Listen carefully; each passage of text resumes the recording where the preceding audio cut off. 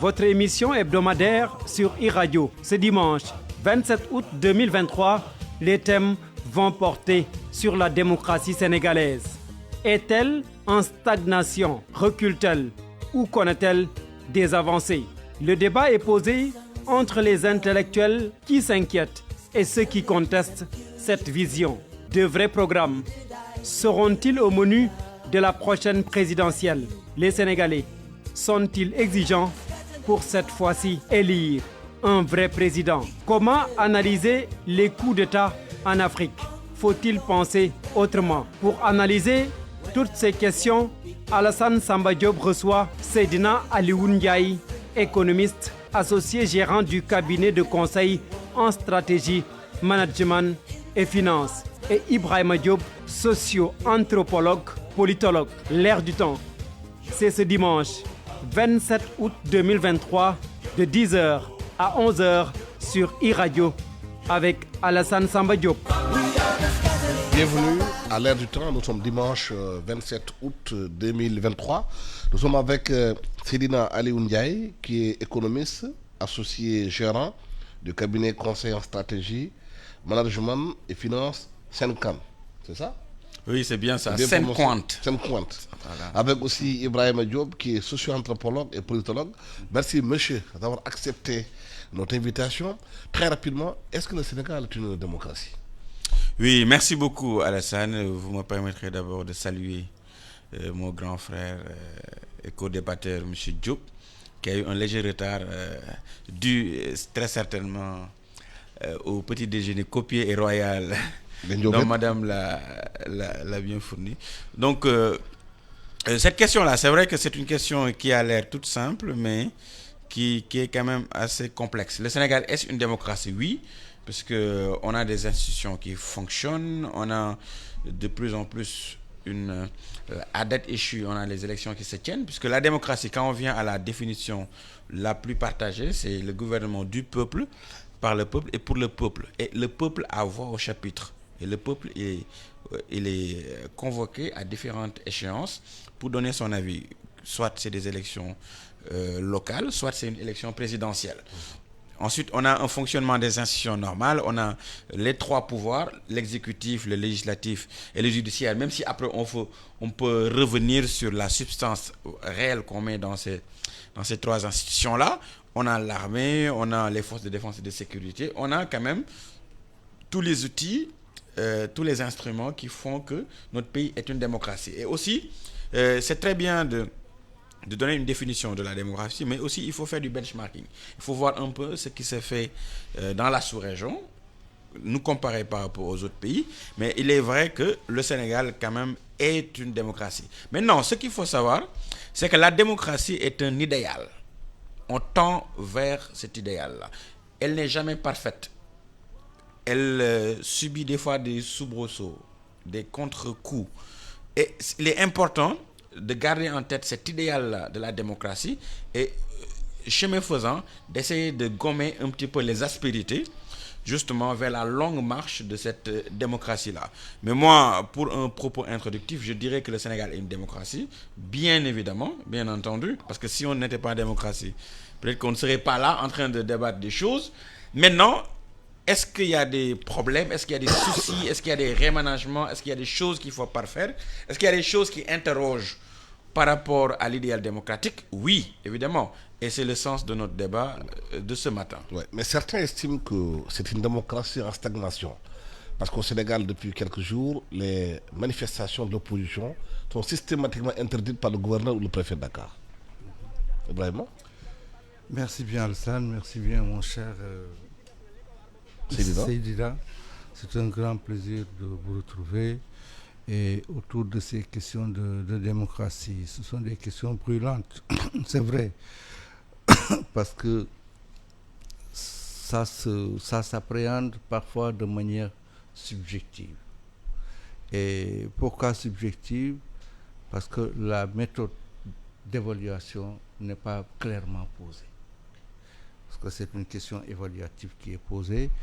Si par rapport à sa trajectoire, on recule, donc ça c'est une comparaison par rapport à l'histoire du processus démocratique.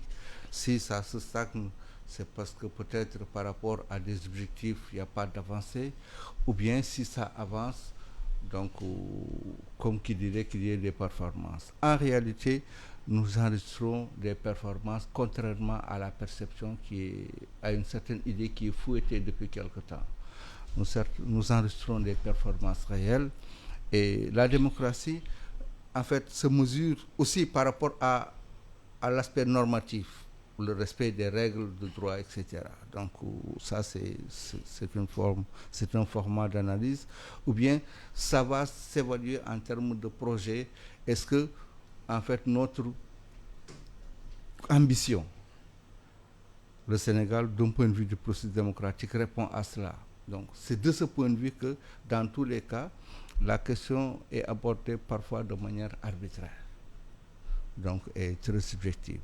Mais objectivement, ce que l'on peut constater, c'est que nos institutions, le rapport entre nos institutions sont des rapports qui sont bien cadrés. Bon, même si, dans le concret, le jeu relationnel peut avoir, en fait, peut dégager une autre image. Mais ça, c'est une question de rapport de force. C'est le jeu politique qui le donne. Mais et de tout temps et dans tous les pays, il y a ce jeu politique qui est là, qu'on ne peut pas, en fait, se dérober de ce jeu politique-là. Ça, c'est le réel politique qui est là. Ça ne se mesure pas maintenant en termes d'évaluation par rapport à la lecture démocratique. Donc, effectivement, comme l'a dit bien Seydina, en fait, nous sommes dans un pays démocratique et la liberté d'expression à travers, en fait, ce pluralisme médiatique est une unité de mesure de cette démocratie-là. L'agenda électoral l'a donné, donc c'est effectivement ça, mais aussi et surtout la capacité qu'ont les populations à pouvoir s'exprimer d'elles-mêmes. Mais la liberté d'expression aussi, c'est les marches.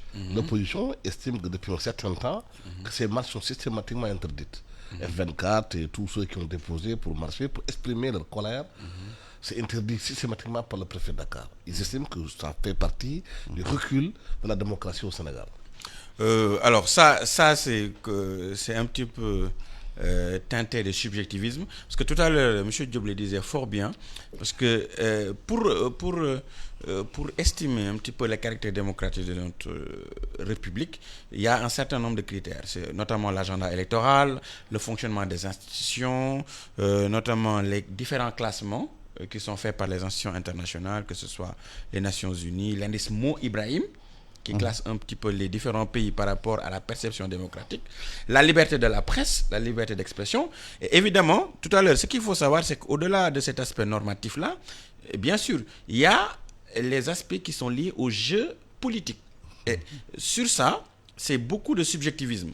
Moi, opposition, je peux penser que mes droits sont bafoués, qu'il y a un recul de la démocratie, alors que de l'autre côté, on pense qu'il y a un risque de trouble à l'ordre public, il y a un appel à l'insurrection, et c'est ces éléments-là qui permettraient éventuellement d'interdire une marche ou quelque chose de ce genre. Maintenant, il est vrai qu'à côté de l'idéal démocratique, il y a ce qu'on appelle l'état de droit. Et ça, c'est quelque chose de très important. C'est la soumission de l'État au droit, ou le fait que tous les acteurs qui sont dans le jeu politique sont soumis au même pied d'égalité du droit. Et ça remonte depuis très longtemps. C'est depuis la pyramide de Kelsen sur les blocs juridiques et aussi les deux niveaux de contrôle justement de cet état de droit-là, que sont le contrôle par voie d'exception, pour voir si c'est conforme à la Constitution, mais aussi le contrôle par voie d'action. Et notamment, ça, quand on parle du droit administratif, c'est des choses qui peuvent être assez importantes. Maintenant, il est vrai que cette interrogation-là sur les interdictions de marche, de manifestation, sur tout ce qui est administratif, ça part un peu, pour moi, du prisme de la subjectivité. Ça dépend de quel camp on se trouve. Mais toujours est-il qu'il est nécessaire que le jeu politique, malgré ses soubresauts, que les gens puissent discuter, que les autorités puissent aussi prévaloir le droit, Et puis, parce qu'il y a quelque chose qui s'est passé récemment, c'est vrai que ça ne rend pas très bien l'état de droit dans lequel on met la démocratie. C'est quand on a eu M. Ousmane Sonko, pour ne pas le nommer, qui a été pendant 55 jours calfeutré et barricadé chez lui, sans aucune base légale ni administrative. Ça, c'est un problème. Ça, il faut lui dire. Mais ça concerne l'état de droit. Maintenant, en termes de démocratie, moi, je suis d'avis que le Sénégal est un pays vraiment très démocratique par rapport aux autres. Mais, comme je l'ai dit à l'entame de mon propos, c'est un idéal. On tend vers la démocratie. Il y a des moments un peu de petite faiblesse. Il y a des moments où il faut corriger le tir. Mais globalement, on va dans le bon sens et c'est la démocratie qu'il y a au Sénégal quand même. Oui, Yewwi Askan Wi et le PASTEF dénoncent la mise en prison systématique de tous leurs militants dès qu'ils disent des choses sur Internet ou d'autres qui n'arrangent pas le gouvernement. Bon, en fait, le problème, d'abord, c'est que notre droit administratif, il faut bien régler ce point-là, ça dépend de l'interprétation et donc de la lecture que l'autorité préfectorale fait d'une demande. C'est d'abord la première chose. Mais le problème, réellement, ce n'est pas au niveau de l'interprétation, c'est l'environnement dans lequel nous évoluons présentement. Est-ce que l'environnement dans lequel nous évoluons permet en fait une assurance dans les rapports entre les acteurs, différents acteurs, le demandeur, donc la partie demanderesse et l'autorité qui octroie cette liberté d'expression en termes de manifestation. Si l'environnement n'est pas en fait propice, l'autorité préfectorale prend ses dispositions de manière préventive. C'est tout à fait logique et tout à fait normal, c'est compréhensible. Donc c'est cette lecture-là qu'il faudrait en avoir, parce qu'on ne peut pas dire qu'en fait il y a interdiction de marche, alors notre démocratie est écornée, alors qu'auparavant il y avait autorisation de marche et autorisation de manifestation. Ça, c'est d'abord la première chose. La deuxième chose, c'est par rapport aux différentes arrestations qui ont eu lieu. En fait, l'autorité juge que, en fait, les acteurs, certaines personnes, n'ont pas observé ou ont eu à poser des torts, soit à des individus, soit à l'État lui-même, ou à des biens publics. Donc, c'est de ce point de vue qu'il y a eu ces arrestations-là. Donc, le caractère arbitraire de ces arrestations, on ne peut pas dire que, en fait, c'est une première, parce qu'en réalité, nous avons subi des situations plus lourdes, en réalité. C'est comme qui dirait que la situation de rapport et de géopolitique en termes de tension, c'est une première au Sénégal. Loin s'en faut, c'est loin d'être le cas. Les gens ont vécu des situations encore plus difficiles que cela. Mais est-ce que les rapports ne doivent pas être beaucoup plus civilisés, justement, avancer, alléger les choses, qu'il y ait beaucoup plus de dialogue, beaucoup plus de compréhension de la démocratie de part et d'autre? Mais parce que nous sommes dans un environnement... La mise en prison systématique aussi. Oui, c'est parce que nous sommes dans un environnement de liberté d'expression où il y a plusieurs canaux d'expression. À l'époque, il n'y avait pas ces radios disons, accessible. Il n'y avait pas cette télé accessible, il n'y avait pas ce format de auto-reporting où, en fait, la population, même le citoyen, peut faire un reportage et publier cela, donc à travers les réseaux sociaux ou même à travers les médias. Donc, il n'y avait pas tout ça. Et nous avons vécu des situations où, en fait, c'était extrêmement délicat, alors qu'on avait une capacité de réponse extrêmement faible. Maintenant que la capacité de réponse est forte, à travers l'expression médiatique, alors on peut penser que nous sommes dans une situation scandaleuse. La question c'est, en fait, si l'autorité procède à des arrestations, la question est de procéder rapidement à un jugement de ces arrestations pour justifier l'arrestation ou libérer les personnes en question. C'est à ce niveau-là qu'il faut poser le problème. Donc au niveau de la célérité de l'action, en fait, de l'action délibérative de la part de l'autorité. Et là, il faudrait exiger cela. Et non l'arrestation en tant que telle. Parce que l'arrestation, ça peut être motivé ou non motivé. Dans tous les cas, c'est le jugement qui nous édifie. C'est pour cela qu'il faudrait mettre l'accent sur le processus de jugement de ces arrestations et non sur l'arrestation en tant que telle.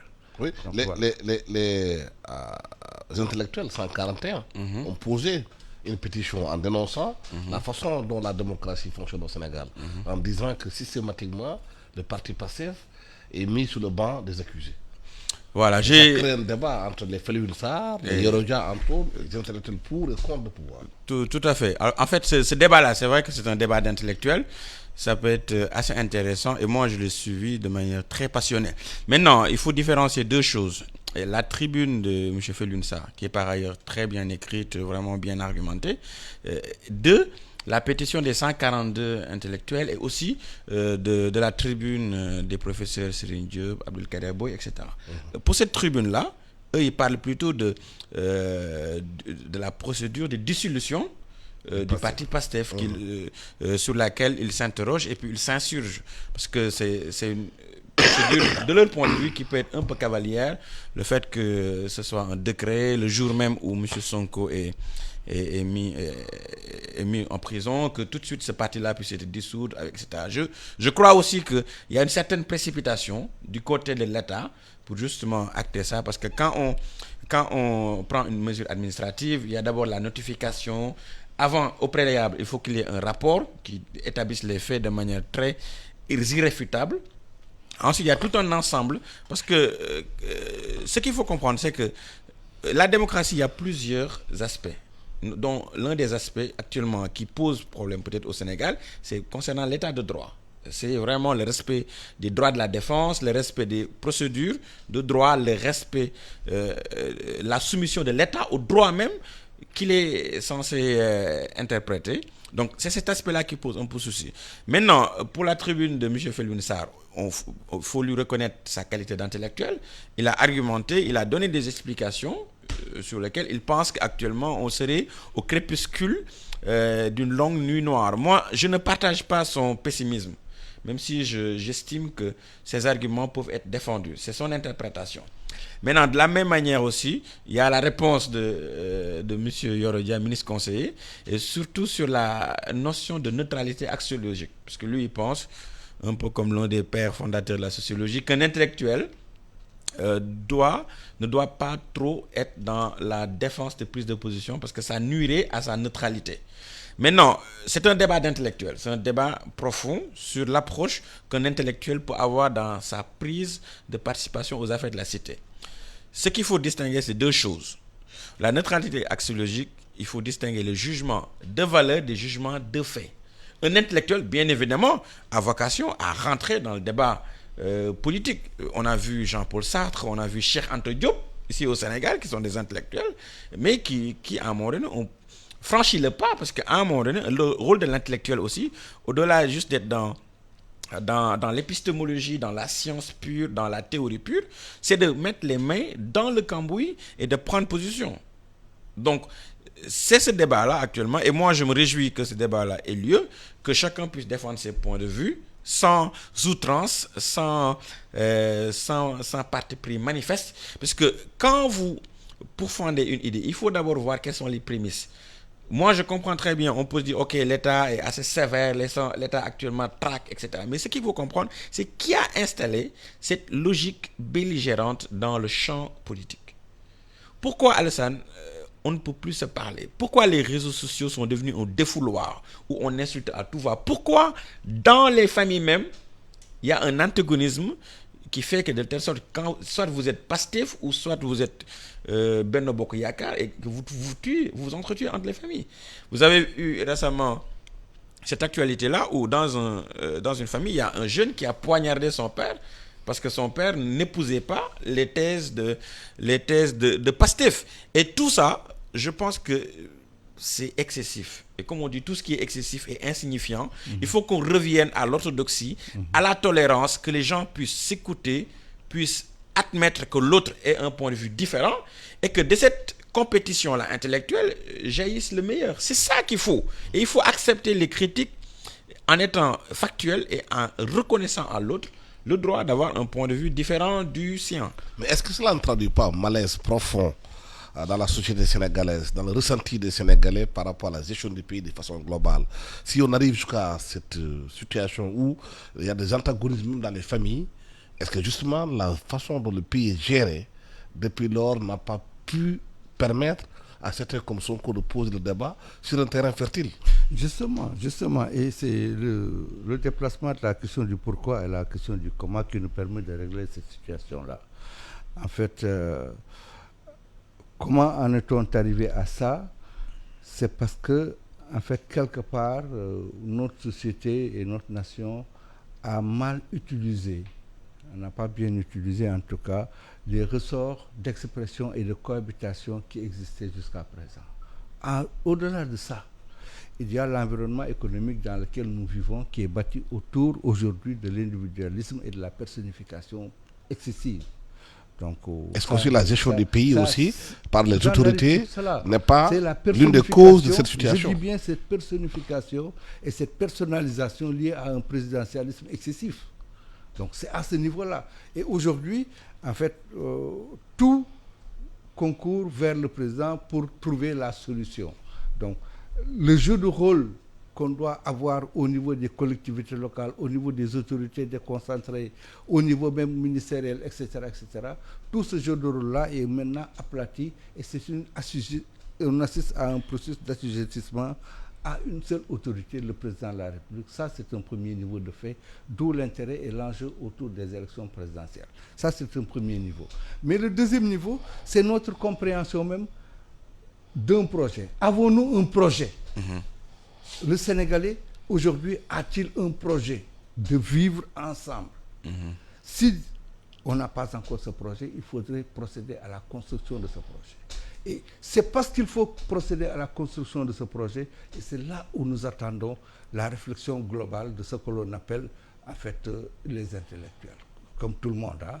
En réalité, ce n'est pas le professeur, etc., en dépit du respect, de tout le respect que nous avons envers eux. Il s'agit d'une mobilisation des énergies cognitives et culturelles de notre pays autour d'un projet de vivre ensemble.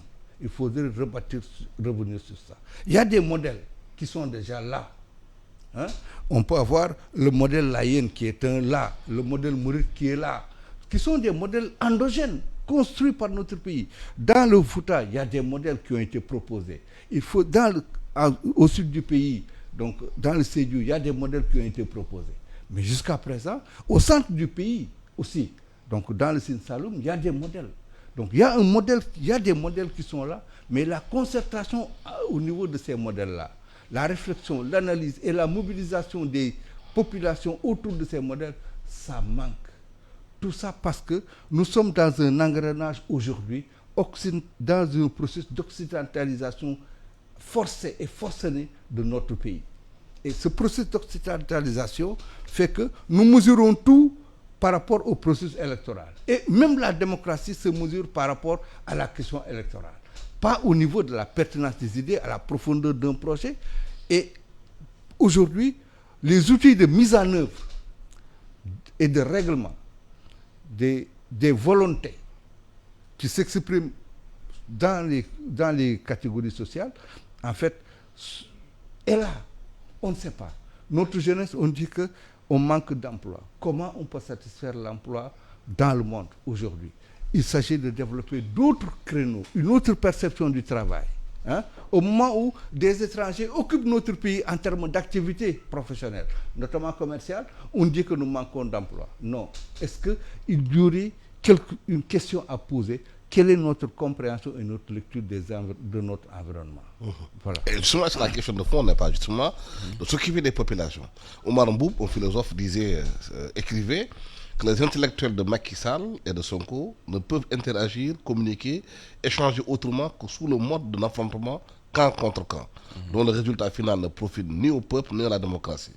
On ne peut pas faire avancer les choses et sortir de cette crise en confiant les termes et les enjeux de la lutte politique dans les limites aussi étroites et dangereuses de ces intellectuels qui défendent soit Macky Sall, soit Sonko. Qui pour défendre le Sénégal, qui pour parler au nom du peuple? C'est une excellente tribune, et je pense que le premier responsable, entre autres, de ça, et le premier acteur qui peut nous aider à sortir de ce manichéisme-là entre soit pour ou contre Sonko, pour ou contre Macky Sall, c'est les médias. Parce que les médias aussi ont un rôle en tant que quatrième pouvoir très important dans actuellement les débats qui structurent le lendemain politique. Parce que si les médias portent le débat programmatique, le débat de projet sur actuellement l'état global du pays, sur les perspectives, sur les projets, sur les programmes, sur les idées, si les médias portent ce débat-là, bien évidemment, les hommes politiques seront obligés d'affiner. Les médias ne sont que le reflet de la société. Tout à fait, vous avez parfaitement raison, mais je pense aussi, si dans la société sénégalaise elle-même, il n'y a pas de débat, il n'y a pas de programme, on n'en parle pas.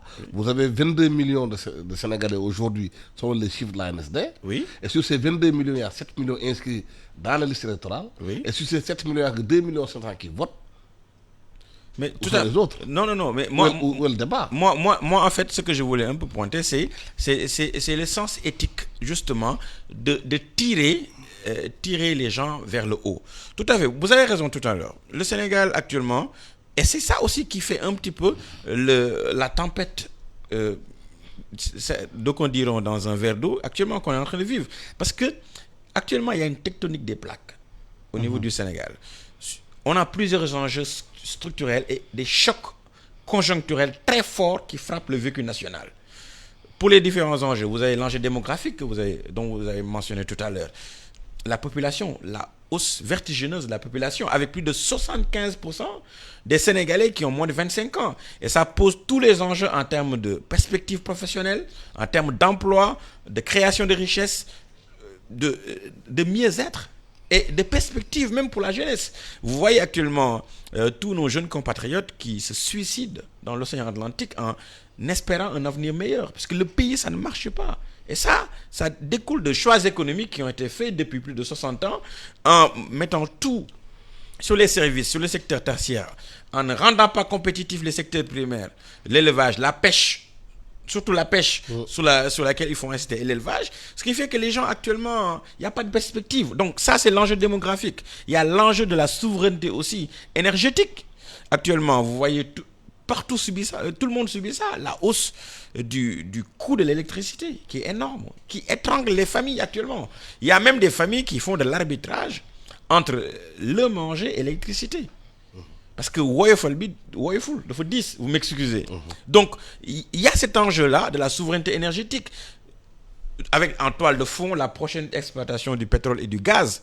On va exploiter dans moins d'1 an 2,5 millions de mètres cubes de tonnes de gaz pour le projet GTA et plus de 100 000 barils de pétrole par jour. Ça va changer complètement les enjeux. Et tout ça... Mais sur cette question, les échéances sont toujours repoussées. Mais à chaque fois, 3 mois, les gens ne comprennent pas pourquoi ça ne démarre pas. Parce que justement, vous savez qu'avec la Covid, avec la crise russo-ukrainienne, il y a une certaine perturbation des chaînes d'approvisionnement. Donc si le bateau FPSO qui doit venir exploiter le gaz actuellement subit quelques contre-coups sur le plan logistique, c'est normal qu'il y ait un certain décalage. Mais moi, je continue un peu sur ma tirade. C'est cet enjeu-là énergétique actuellement qui étrangle les Sénégalais et qui étrangle aussi bien les entreprises, les ménages, les patrons de presse, vous, nous tous.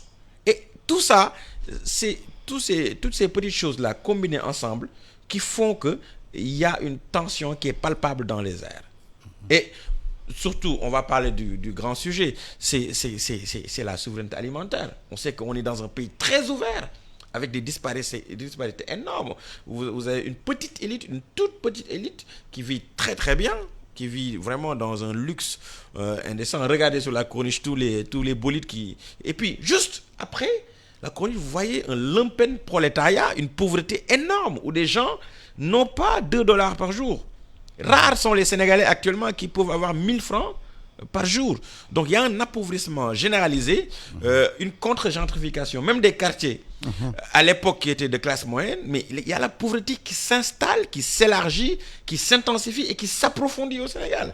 Et c'est tous ces gens-là qui font que les gens ont les nerfs à fleur de peau et justement, à la moindre escarmouche, ça va dans tous les sens, les gens sont très tendus.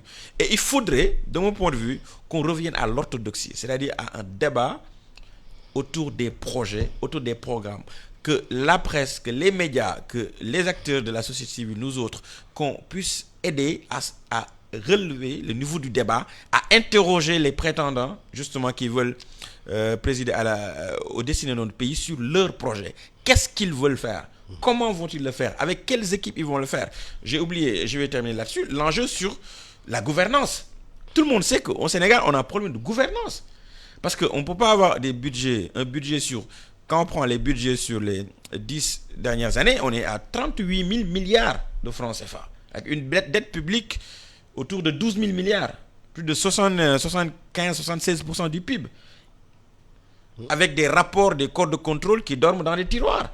Avec un sentiment d'une justice à double vitesse, avec un sentiment de scandale en scandale qui n'en finit jamais, où on ne voit jamais le résultat des enquêtes demandées même par le président de la République en Conseil des ministres. Les audits, oui. Vous avez actuellement, on est en période hivernale. Le rapport Mais le plan décennal de lutte contre les inondations, c'est plus de 700 milliards investis.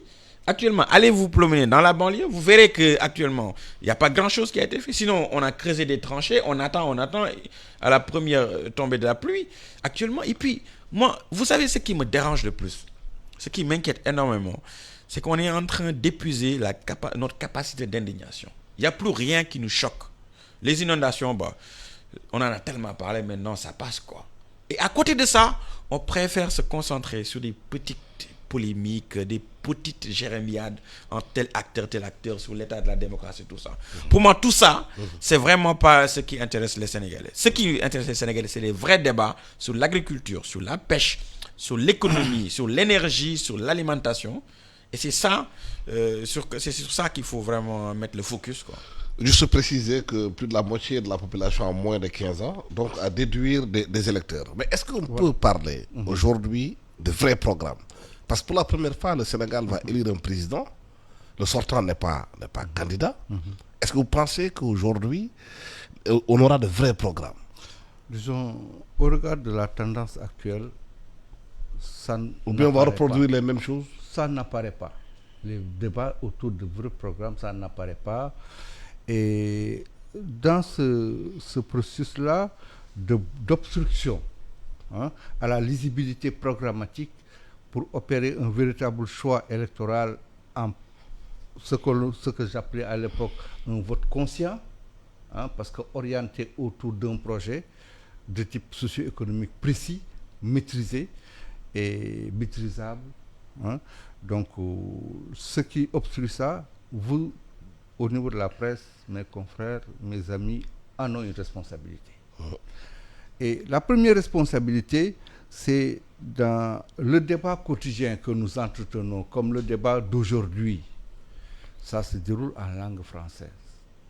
Donc, ça pourrait se dérouler dans nos langues nationales. Ça permettrait de donner plus de teneur et de contenu aux idées qui sont avancées. Ça, c'est un premier niveau.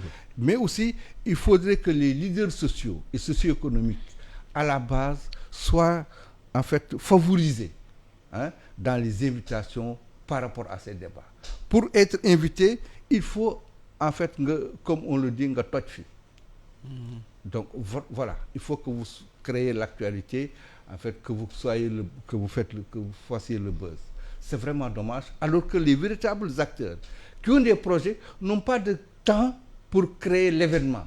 Non, ils discutent d'idées, ils discutent de projets.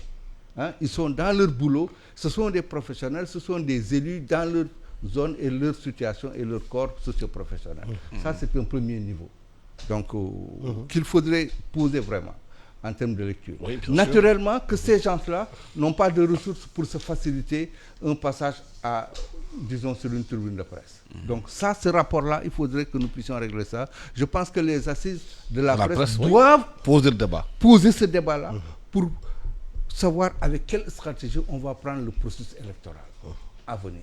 Parce que la presse peut amener à imposer un format pour qu'il y ait un processus électoral visible, lisible et à partir duquel on peut trouver un schéma pour élire un véritable président, comme vous le dites. Mais maintenant, la question c'est, est-ce qu'on va arriver à un véritable ou à un vrai président ou non? C'est comme qui dirait qu'on n'en arrivait pas jusqu'à présent à un vrai président, parce qu'on dit que ce sont des présidents par défaut. Non, ce n'est pas le cas.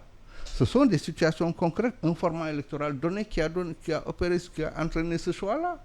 Donc il ne faudrait pas, en fait, donner un jugement de valeur sur le comportement électoral des Sénégalais. Non. les Sénégalais ont voté en toute conscience selon leur niveau et leur perception de la chose en ce moment-là. Maintenant, la chose qui se déroule va se dérouler après. Donc ça, c'est vraiment à régler. Mais est-ce qu'ils sont assez exigeants, les Sénégalais, pour choisir le bon président? Oui, mais il faut d'abord poser la question de la vulnérabilité de nos compatriotes. Hein? Donc les gens ont des besoins à régler, même si le professeur Madior Diouf avait réglé le problème. Lu ñu leen jox jël leen bu ngeen demee ci mbañ gàcce bi yéenay xam li ngeen di voter. Donc c'est cette situation de vulnérabilité-là qu'il faut d'abord régler. L'autre élément important, c'est l'intérêt qu'ont en fait un certain nombre de grands électeurs, pour parler ainsi, à un projet. Mais l'absence de débat autour de ces projets-là. Je pense que les grands électeurs pouvaient amener chaque prétendant, le mettre devant une table, devant ses autorités, pour discuter de programmes. Et le débat entre prétendants, donc à la télé, en direct, etc., doit être posé pour que les choix puissent être Mais des tentatives faits. ont été faites au Sénégal d'amener les candidats à faire des débats, à venir affronter programme contre programme. Mais il y a toujours des dérobades. Oui, il y a toujours des dérobades parce qu'il n'y a Les pas candidats qui encore... refusent de parce débattre. C'est parce qu'il n'y a pas encore de sanctions de la part de... Même en Côte d'Ivoire, il y a eu un débat entre Gbagbo et Ouattara. Mais parce qu'il n'y a pas encore de sanctions. Si les Sénégalais et les acteurs de la presse allaient sanctionner ceux qui ne veulent pas débattre, alors là, en boycottant le fait de couvrir les activités, il faut les boycotter dans ce cas. Parce qu'ils ne répondent pas, il faut rendre ça aussi. Donc en boycottant, en donnant des sanctions de cette nature-là, ça pourrait régler le problème et les amener autour de ça. Mais il y a des difficultés au Sénégal de faire parler les candidats sur leur programme. Même des fois, si la presse pose des débats, c'est vrai qu'il y a aussi le travail que la presse doit faire davantage pour poser des vrais enjeux. Et il y a eu toujours des candidats qui se dérobent, qui refusent. On a vu qu'Abdoulaye Wade et Macky Sall, au deuxième tour, ils ont voulu faire un débat en 2012, mais il y a des difficultés pour faire ce débat-là. Macky Sall avait donné comme argument qu'il va aller faire campagne. C'est vrai, c'est leur liberté, mais toujours est-il qu'en fait, tout à l'heure, quand j'ai commencé en disant que c'est une grande responsabilité de la presse, il faut savoir que la presse est une fabrique d'opinion. Et l'information, dans ce monde du XXIe siècle, c'est la matière première la plus importante. Les gens écoutent la radio, lisent les journaux, regardent la télé pour s'informer. Et cette information-là, ça crée une fabrique de leur opinion. Ils se font une opinion sur la base de l'information qu'ils reçoivent. Maintenant, vous, en tant que vecteur de cette information-là, vous pouvez orienter les choses en tirant les gens vers le haut. Et vous l'avez déjà commencé. Et vous êtes d'ailleurs le seul média à le faire. Vous invitez les prétendants à l'élection présidentielle avec toute votre rédaction et vous les interrogez sur leur personnalité, sur leur programme, sur ce qu'ils entendent faire, et c'est déjà très bien. Maintenant, le moment actuellement du Sénégal est un moment de bascule historique, comme je l'ai dit tout à l'heure. Et parce que pour la première fois, les Sénégalaises et les Sénégalais vont élire un président sur la base de deux choses: sa personnalité et son programme. Et son programme, parce qu'on sait que on est dans un moment de bascule. Ça peut tomber ou ça peut aller tout en haut. Et ce n'est plus tenable. Actuellement, la jeunesse, on ne peut plus retenir la jeunesse dans ce Sénégal-là. On ne peut plus continuer dans un pays où on n'a pas de souveraineté économique, où tout est ouvert, on importe tout, on ne produit rien. On ne peut pas continuer d'avoir une justice où la notion de bonne gouvernance, la corruption, que tous ces enjeux-là, qu'on ne puisse plus les traiter. On ne peut plus continuer à avoir une agriculture qui est presque moribonde. On ne peut plus continuer à subir les effets du changement climatique. Regardez actuellement, moi juste avant de venir, j'ai regardé actuellement la situation du lac Rose, dont tout le monde parle. Mais le lac, c'est un scandale environnemental. On a tué le lac Rose. Mais c'est extraordinaire. Et tous ces enjeux-là, vous avez vu, il y a combien de villages actuellement sur la partie côtière du Sénégal qui ont été engloutis. Le problème de la pêche au Sénégal, avec les licences de pêche, les bateaux chinois qui raclent tout, mais tout ça, c'est des enjeux dont il faut parler. Et ça, c'est de la responsabilité de la presse, parce que, comme vous le savez, Albert Londres, qui est vraiment l'un des papes de l'information, qui était médecin à la base, mais il a tellement compris l'importance de l'information qu'il s'est engagé dans la presse. Mais il a très tôt compris que l'information est la denrée la plus importante. Parce que l'homme est le seul être social à avoir mis en place un canal pour s'informer. Ça n'existe pas dans les autres espèces animales.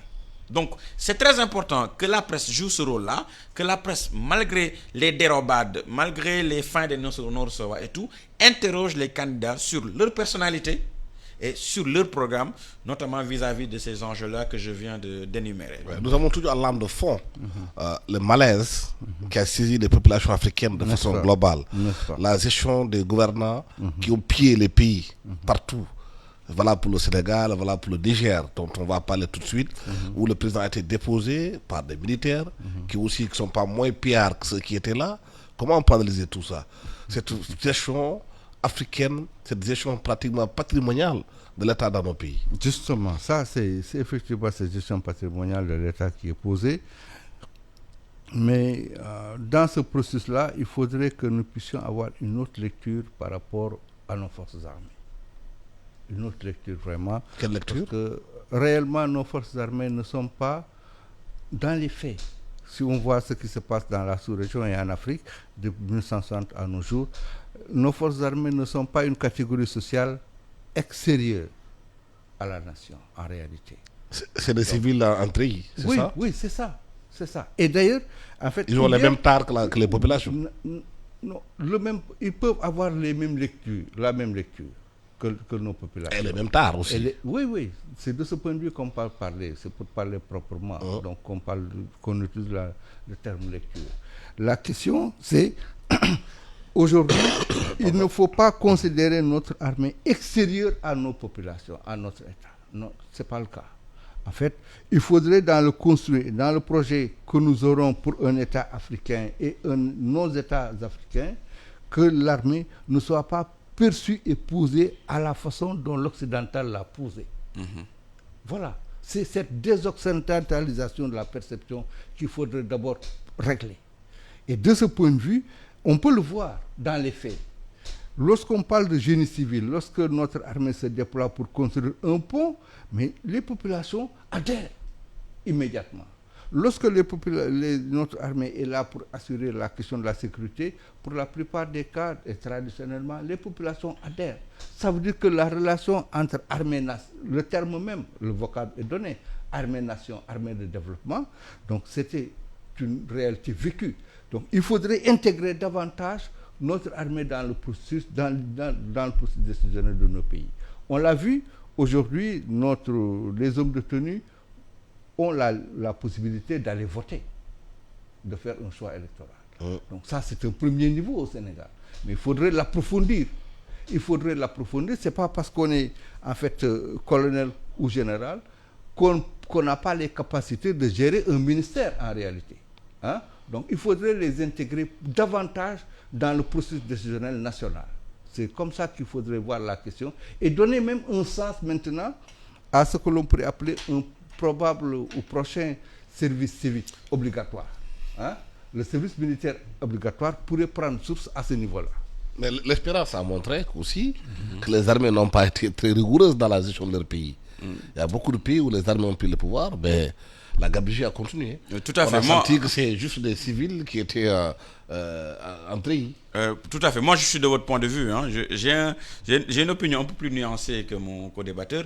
Moi, je trouve que c'est pas la vocation de l'armée de faire des coups d'État et après de se vautrer dans les lambris dorés du pouvoir. La vocation de l'armée, c'est vraiment d'assurer la sécurité et la défense de la patrie.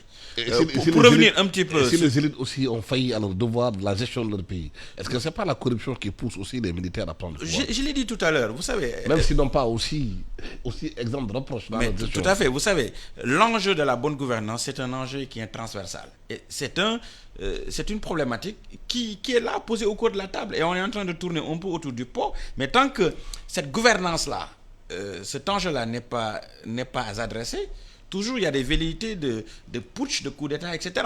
Maintenant, moi, je voudrais souligner une chose, c'est que il faut avoir... je vais vous prendre un peu le large pour analyser actuellement la série de coups d'État qu'il y a un peu dans la bande sahélienne. Ce qu'il faut comprendre, c'est qu'en termes géopolitiques, il y a deux enjeux très importants. Le premier, c'est qu'il y a une résurgence de la guerre froide entre l'Occident collectif c'est un terme qui est de Vladimir Poutine, et les BRICS. Et l'Afrique est actuellement un terrain d'opération de cette guerre-là, de cette résurgence-là de la guerre froide. Parce que, comme vous le savez, aussi bien en Centrafrique qu'en Guinée, au Mali, au Burkina, la Russie mène une guerre contre l'Occident collectif, entre guillemets, derrière le ressentiment de la post-coloniale de la France. Et c'est un peu cette poussée-là, avec Wagner, justement, qui est le véhicule de cet impérialisme russe-là. Et c'est ça aussi qui déstabilise un peu les choses.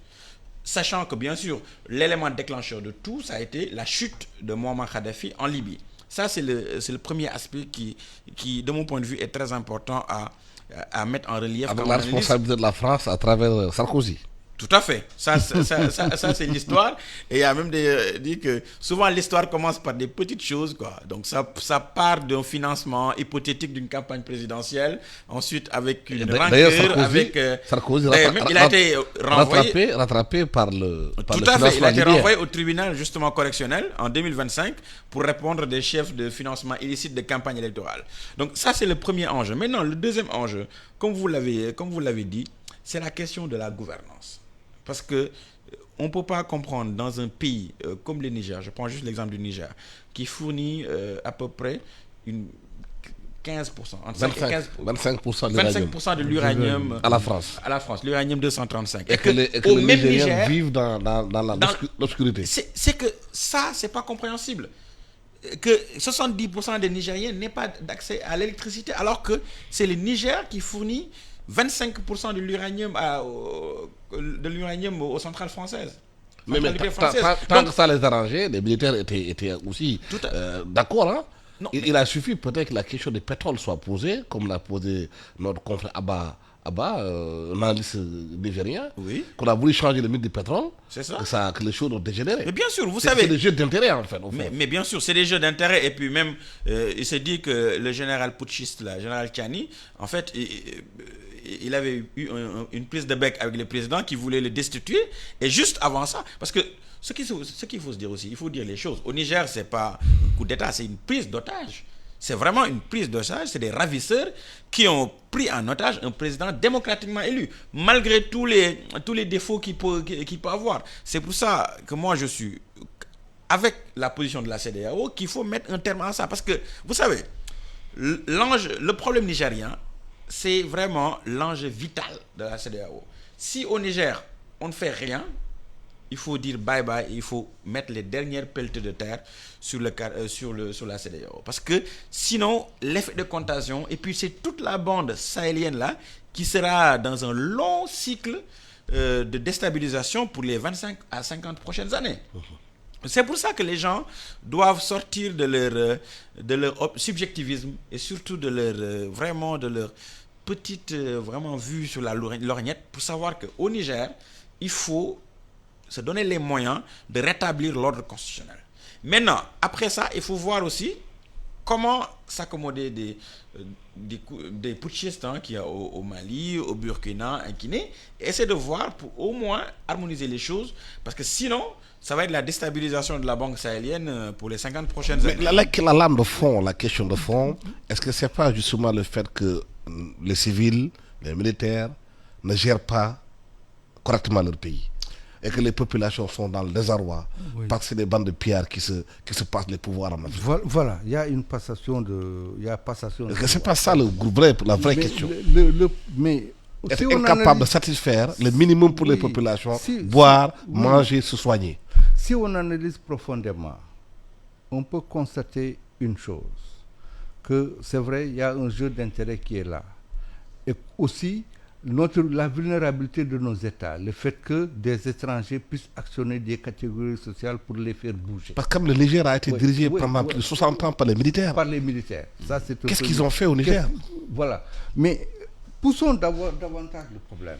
Là où il y a ce que l'on appelle une main étrangère, je dis bien l'absence d'un projet national dans nos pays. Est-ce que la main étrangère, c'est pas seulement facile de dire dans la main étrangère? Mais oui. C'est que ceux qui sont dans le pays, au pouvoir, s'ils sont des civils, c'est la main étrangère qui les appuie. Les militaires, c'est généralement des actions, etc. étrangers qui font le projet. Mais les coups d'État, en réalité, de quoi il s'agit?